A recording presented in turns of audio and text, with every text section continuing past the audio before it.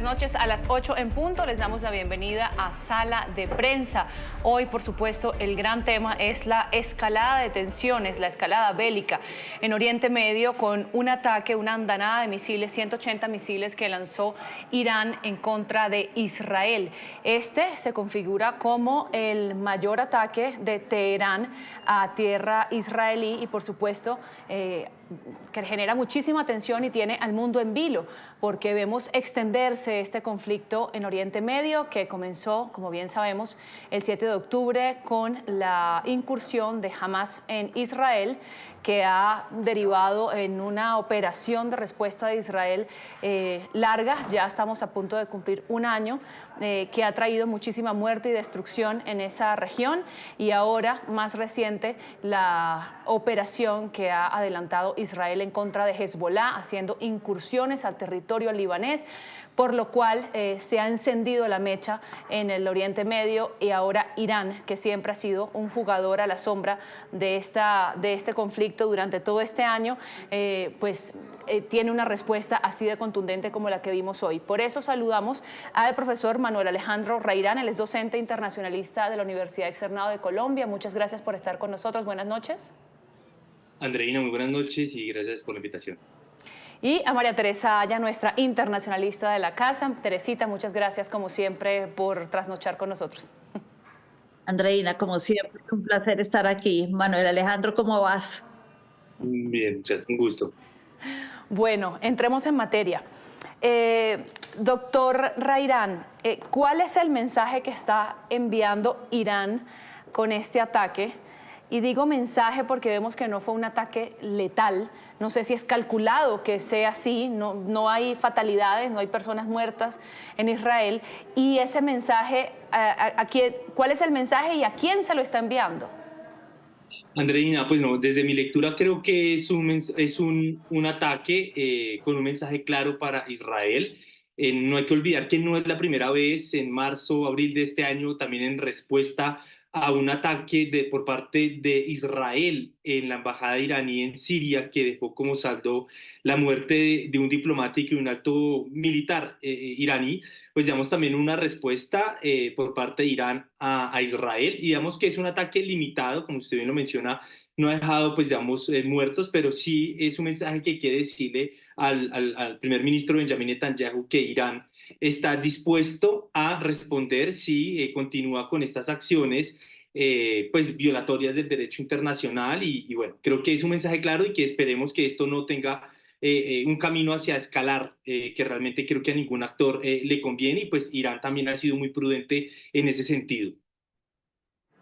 Teresita, usted hoy nos ha explicado hasta el cansancio en todas nuestras emisiones de Noticias Caracol que tanto Hezbollah como Hamas son grupos que son apoyados por Irán. Vemos que la muerte de Hassan Nasrallah en particular detonó que Irán tuviera una respuesta mucho más contundente que la que habíamos visto con la operación israelí en Gaza contra Hamas. Hay una mayor cercanía de Hezbollah con Irán, es un grupo más fuerte, más importante. ¿Por qué vemos a Irán como más comprometido en apoyarlos? Andreina, como bien lo dices, Irán apoya a estos grupos, tanto a Hamas en Gaza, a los hutíes en Yemen, a Hezbollah en el Líbano y varios otros, la Yihad Palestina en Irak, en Siria. Apoya a estos grupos como parte de una, llamémoslo, punta de lanza que utiliza para atacar a Israel. El objetivo de este eje de resistencia, como se llama el conglomerado de estos grupos terroristas ellos, es la destrucción de Israel, entre otras cosas. Y en ese sentido, Hezbollah es como, diríamos, el niño consentido de Irán. Es el grupo en el que más ha invertido recursos. Así como veíamos que Hamas al inicio de la guerra hace un año tenía cerca de 10.000 combatientes, se cree que Hezbollah llega a tener más de 30.000, además profesionales y muy bien entrenados. Al principio de la guerra Hamas tenía cerca, calcula uno, de 30.000 cohetes, misiles. Se calcula que Hezbollah, gracias a Irán, puede tener más de 200.000. Es decir, sí es el grupo consentido de alguna manera de Irán, y lo es porque es el grupo uno que más ha avanzado en su estructura jerárquica, su formación militar.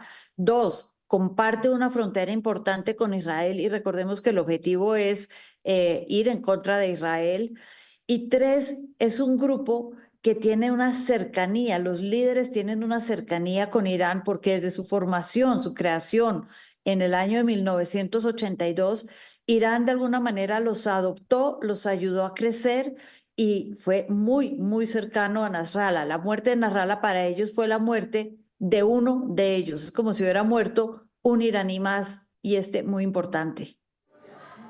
Hablemos un poco, profesor Manuel Alejandro, de Nasrallah.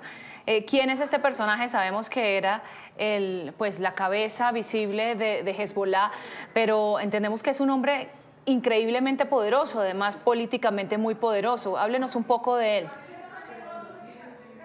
Claro, digamos que para entender también el conflicto hay que hacer un contexto mucho más amplio, y es que claramente todas estas organizaciones de resistencia nacen en un marco de una muy mala descolonización, ¿no? No hay que olvidar que la situación y la ocupación de Israel en Palestina se debe a una mala descolonización por parte del Reino Unido, y que desde 1948 esta situación pues se viene presentando, que claramente ha tenido unos picos en específico en ciertos momentos, ¿no es cierto? Entonces, ahora Nasrallah, en el marco de esas organizaciones de resistencia que resisten ¿a qué? Digamos que a un legado histórico de colonialismo y a una influencia marcada claramente por parte de Europa y Estados Unidos a través también de Israel.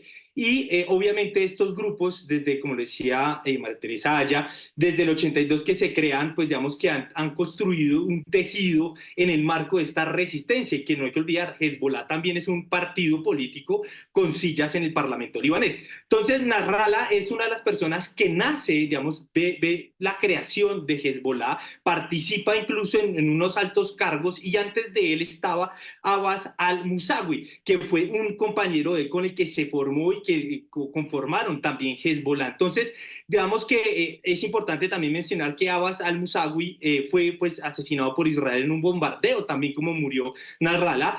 Pero lo interesante acá es que Nasrallah era muy importante, no solamente porque conocía desde el origen a Hezbollah, desde su brazo político y armado, sino también se convirtió en un héroe para esta organización y para cierto sector del pueblo libanés, porque Nasrallah llevó a cabo diferentes campañas militares para expulsar de suelo libanés a Israel en el año 2000 y en el año 2006. Entonces, esa situación, digamos, que llevó a que Nasrallah se convirtiera en una persona muy representativa para el pueblo libanés, así como también para su organización. Por eso no se puede negar que el golpe que dio Israel contra la cúpula militar, asesinando al secretario general de Hezbollah y una parte importante de la cúpula, fue un golpe devastador, pero también creo que es una muestra de cómo se ha podido reorganizar de manera rápida, porque pues esta organización, desde el informe de la Comisión Winograd, que fue en el año 2006, pues entendió que Israel le apuntaba era a la cúpula militar, y en ese sentido se han podido reorganizar de manera rápida para poder, digamos, responder a estas situaciones. Entonces creo que es un conflicto, y con eso termino, que necesita tener un contexto de colonialidad, de colonialismo, de una resistencia, unas lógicas asimétricas del sistema internacional que vienen de Europa, luego de Estados Unidos y otras potencias, que incluso no hay que olvidar, la Unión Soviética también quiso tener influencia en la invasión de Afganistán para 1979. Entonces, digamos, esa es la importancia, y digamos que por eso este doble golpe que se vio el 17 de septiembre y luego el 27 de septiembre fue contundente para Hezbollah, y que ahora actualmente pues está tratando de recuperar. María Teresa, y ahora quedamos en suspenso con ya la amenaza manifiesta de Israel de responder a esta ofensiva iraní. ¿Qué podemos esperar de esta respuesta? Vemos que también hay, digamos, objetivos sensibles para Irán, como las instalaciones nucleares. ¿Podríamos esperar una respuesta en ese sentido? Y de ser así, ¿qué tan grave sería? Andreina, yo creo que Israel lleva planeando la respuesta desde antes de matar a Nasrallah. Israel, desde que la guerra del 2006 de la que hablaba Manuel Alejandro, entendió que en Hezbollah iba a tener un oponente bastante importante, sobre todo en lo militar, un adversario difícil de vencer. y lleva de alguna manera preparándose, al igual que lleva el grupo Hezbollah preparándose para la guerra con Israel, llevan 18 años de conocerse mutuamente. En ese sentido, Israel sabía que en el momento en que mataran a Nasrallah iba a haber efectivamente una retaliación por parte de Irán y desde ese momento estoy segura, saben cuál va a ser su respuesta. Y como bien lo dices, Andreina, eso puede incluir ataque a estas infraestructuras donde están desarrollando sus capacidades nucleares.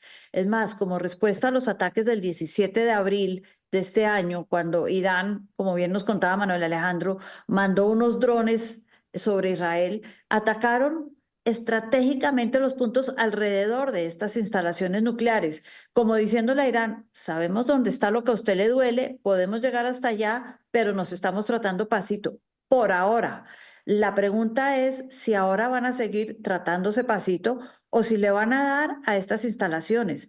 También están en la mira, por decirlo de alguna manera, las instalaciones petroleras. Recordemos que Irán es un país petrolero y esto generaría el caos económico en un país además afectado por sanciones, o posiblemente le pueden dar a las instalaciones militares, donde guardan su arsenal, donde guardan las bombas, los misiles con los que atacan a Israel.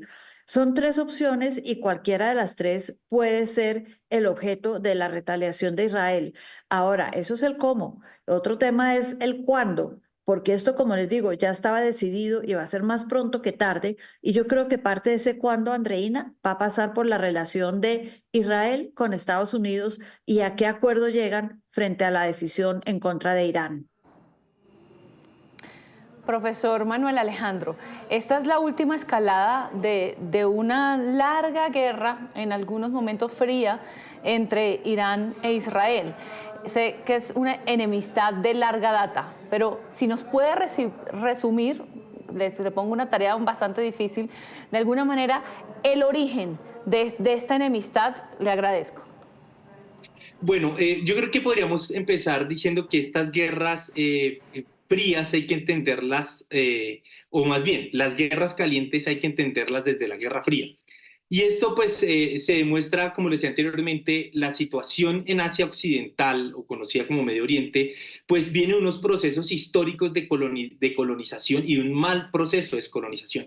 Entonces, aquí hay unos elementos claves y es claramente la OLP, digamos, primero el Nakba en 1948, muy rápidamente cuando se constituye el Estado de Israel, se presenta la propuesta de la constitución de dos estados por parte de Naciones Unidas que no es aceptada por Israel y digamos ahí empieza digamos, un número de ciertos enfrentamientos militares y de guerras, ¿no? Sin embargo, en el caso del Líbano, pues no hay que olvidar que esto empieza desde 1982, bueno, unos años atrás, 1980, cuando la OLP, la Organización de Liberación Palestina, ingresa al Líbano y es a partir de allí donde también empieza a actuar de cierta manera. Y esto pues secuestra a soldados estadounidenses, también a israelíes, y esto hace que la fuerza israelí ingrese al Líbano con el propósito de ir detrás de la organización de la OLP.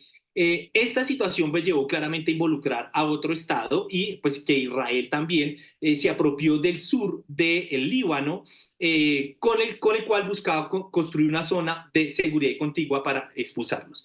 Es así que, pues digamos, desde el Líbano sale la OLP, que es esta organización que lucha en los temas de Palestina. Sin embargo, digamos, Israel se mantiene en esta zona y digamos que en medio de esa guerra civil libanesa, porque está en el 82, nace esta guerra civil libanesa, pues surge el brazo, y digamos, surge Hezbollah como un brazo militar para expulsar a Israel, que en los años anteriores también había tomado algunos otros territorios de países colindantes. Entonces, digamos que esto viene marcado desde 1982, esto no viene desde mucho antes, en el caso de Hezbollah, pero digamos que, como le decía María Teresa, claramente todas estas organizaciones de resistencia, y como les decía anteriormente, resisten a una influencia por parte de Europa histórica y de Estados Unidos ya después del 45, pues digamos que Irán termina apoyando, pero esto se agudiza también, que creo que es otra cosa importante importante mencionarla dentro del desarrollo político histórico en esta zona, son las guerras, la invasión de Afganistán y la invasión a Irak.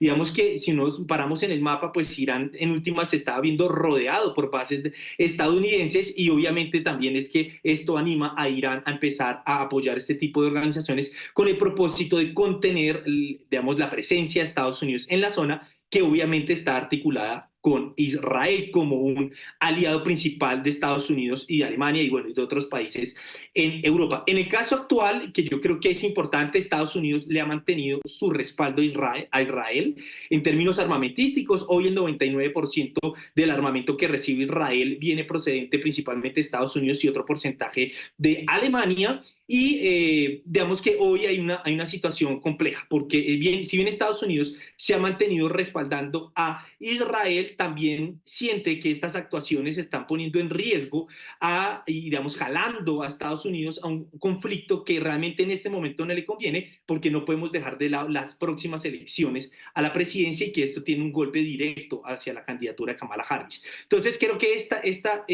historia continua de colonialismo, también de construcción de la otredad, pues ha llevado que esto se eleven las tensiones, y creo yo, con esto termino, estamos viendo un punto de inflexión en donde hay una nueva reconfiguración de correlación de fuerzas entre los diferentes actores, tanto estatales como no estatales.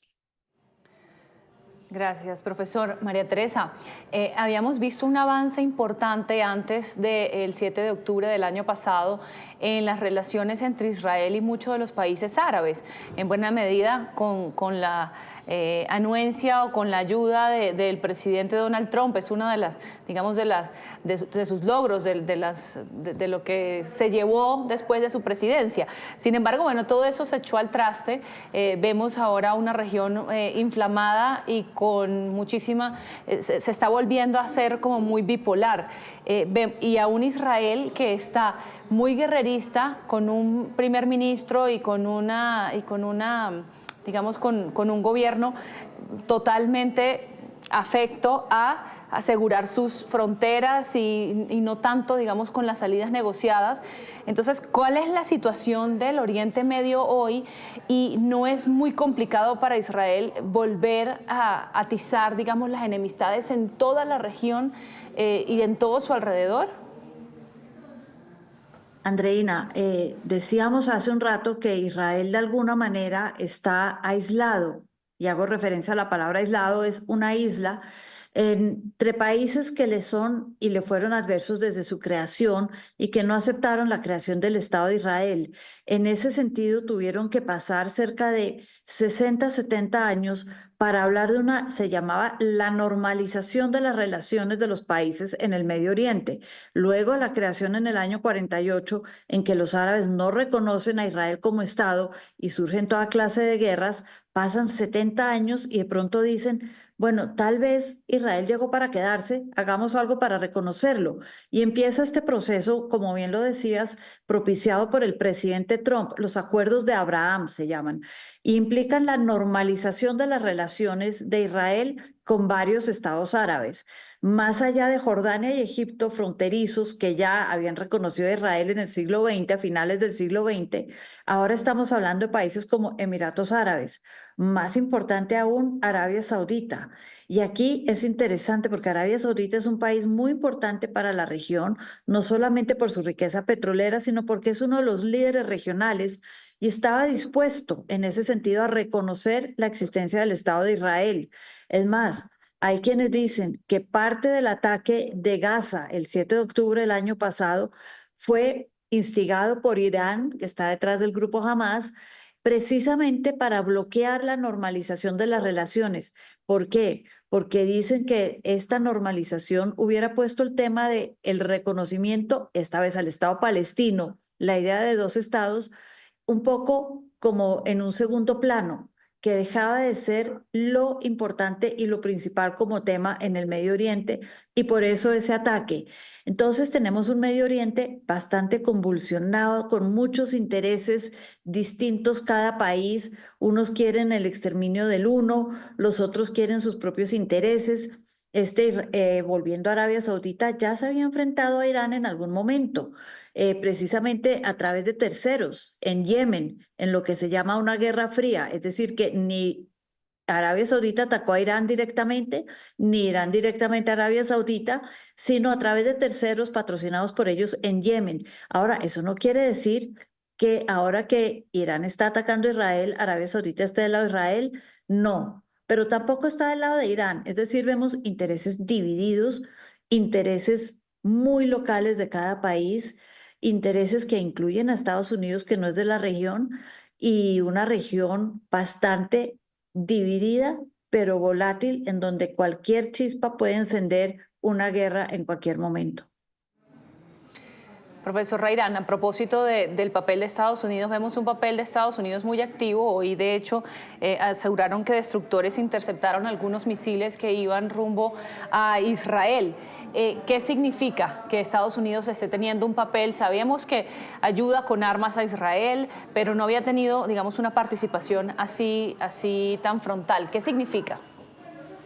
Pues yo creo que es un punto también de riesgo para Washington en la medida que obviamente, como decía Teresita, es una región en donde existe una competencia histórica entre los saudíes y los iraníes y que para Estados Unidos, no hay que olvidar, Estados Unidos influyó mucho hasta 1969 en Irán. El problema es que Estados Unidos, pues, digamos, Irán se le convirtió en un enemigo a Washington, fue cuando allá se hizo la revolución islámica y por primera vez un Estado construye un Estado de acuerdo a su visión, que es el Corán, y digamos que a partir de allí pues se empieza a tener un enemigo por parte de Estados Unidos.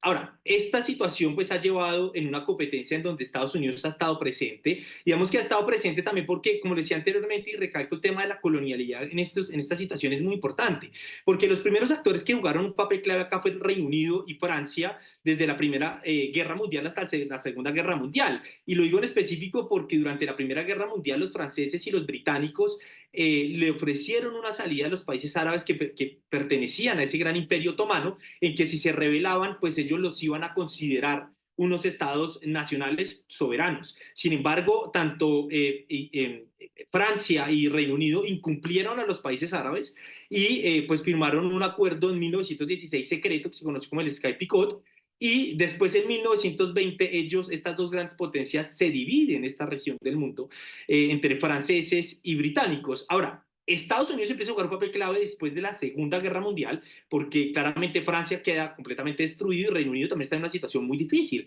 Entonces Estados Unidos empieza a jugar un papel clave en también usar, o digamos, tener a Israel como un aliado en una zona en donde claramente, como lo decía Teresita, es una zona estratégica en términos geográficos, pero también en su posesión petrolera y gasífera. Entonces, claramente Estados Unidos desde el 45 utilizó esta región y digamos que ha fortalecido su relación con Israel en una relación cliente-patrón para tener esa influencia en donde ambos se benefician.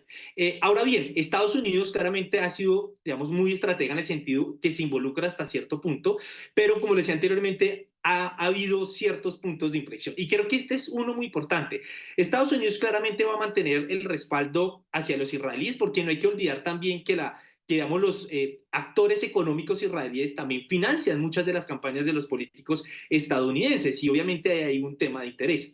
Y obviamente el interés geopolítico, como antes lo mencionaba. Sin embargo, digamos, también es cierto que esto está llevando a comprometer a un Estados Unidos que durante los últimos años se ha quejado que hay países revisionistas dentro de la vida internacional que se oponen al orden internacional liberal. ¿Y qué es ese orden internacional liberal? Es un sistema, un orden que está basado sobre el respeto de las instituciones y el derecho internacional público. Pero en la medida que Israel empieza a violentar ese derecho internacional público, pues digamos que también a Estados Unidos le cuesta decir que es uno de los defensores cuando le permite a uno de sus aliados pues atropellar ese derecho internacional humanitario y el derecho internacional público que se ha construido en los últimos años. Entonces, creo que este es un actor clave que ha jugado un proceso clave, no solamente también, y esto también es claro decirlo, en proveerle armamento a Israel. También hay que olvidar que Estados Unidos ha acompañado a Israel y a Palestina en diferentes procesos de negociación que lastimosamente se han caído. Pero entonces, claramente, hoy el riesgo de Washington es que Israel lo jale hacia un conflicto en donde pues se va a ver enfrentado a un Irán y en un escenario que desde mi perspectiva y mi lectura cada vez es más inestable. No ha pasado, no hay una solución en la situación de Ucrania y Rusia, no vemos una China todavía compitiendo, y con esto termino. No hay que olvidar que China está ofreciendo un camino distinto para llegar a una solución en esta región con la declaración de Beijing que se dio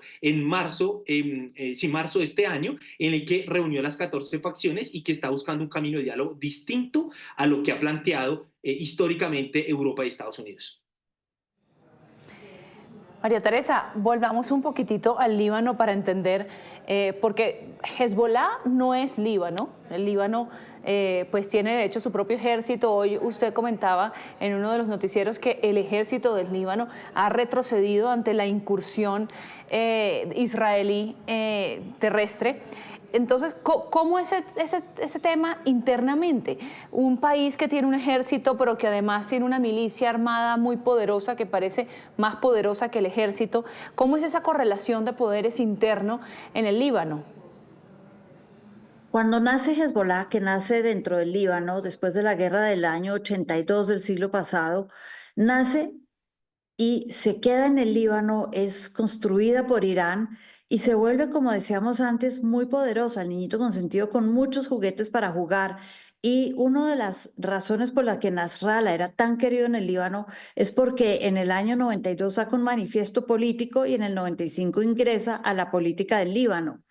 En ese sentido, cuando después de la guerra en el 2006, Naciones Unidas le dice al Líbano, parte del acuerdo de paz es que usted acabe con la milicia de Hezbollah, que no haya milicias más allá del ejército libanés que operen en su territorio. Resulta que Hezbollah estaba metido en el gobierno y cada vez que trataban de hacer algo, Hezbollah bloqueaba o obstruía los proyectos y no se retiraba. Tenía un poder político, además de militar, entonces nunca se retiró. Y hoy en día es mucho más poderoso que el ejército libanés. El ejército libanés retrocedió 5 kilómetros adentro, la línea, alguien se llama, retrocedió frente a esa línea de 5 kilómetros, frente al ejército israelí en un esfuerzo por buscar la paz y disuadir a Israel de seguir atacando al Líbano.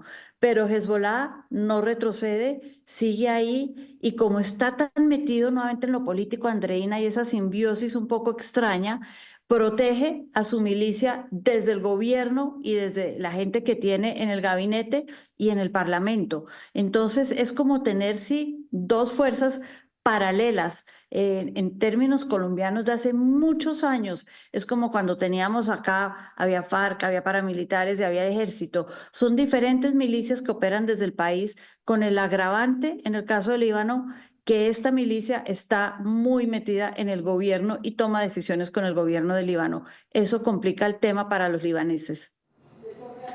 Muy complicada la situación. Bueno, ya nos quedan pocos minutos. Profesor Rairán, para terminar, ¿cree usted que este conflicto tiene la posibilidad de trascender y convertirse en una guerra mundial? Bueno, es una pregunta bastante compleja, pues porque los internacionalistas no tenemos pues una bola de cristal, pero sí creo que es un punto de inflexión. Tal vez lo hablo desde el deseo, espero que no lleguemos a una tercera guerra mundial. Creo que tampoco le conviene a las diferentes fuerzas políticas, económicas y sociales de la región, y al igual que las potencias, pero sí creo que es un punto fuerte de reequilibrio de poder en la zona, en donde cada actor va a buscar la mejor partida para de aquí en adelante establecer los nuevos derroteros de relacionamiento con otros estados o con otros actores no estatales. Entonces, creo yo que vamos a hacer un llamado, va a haber un llamado a la calma, también desde el secretario general de Naciones Unidas, pero también, como lo decíamos cuando empezamos este programa de sala de prensa, es un llamado de ambas partes, decir, estoy dispuesto, no nos hagamos más daño, yo espero que se quede hasta aquí y pues digamos que lo que se quede pues sea solamente una reconfiguración en esa correlación de fuerzas para establecer los nuevos derroteros en esta región del mundo y lo que se viene para los años venideros. Manuel Alejandro Rairán y María Teresa Aya, como siempre, gracias por estar con nosotros y que tengan una feliz noche. Chao. Gracias. Muchas gracias, Andreina. Y así terminamos Sala de Prensa cuando son las 8:29 de la noche. Por supuesto, los esperamos en la última edición de Noticias Caracol. Allí nos vemos. Hasta luego.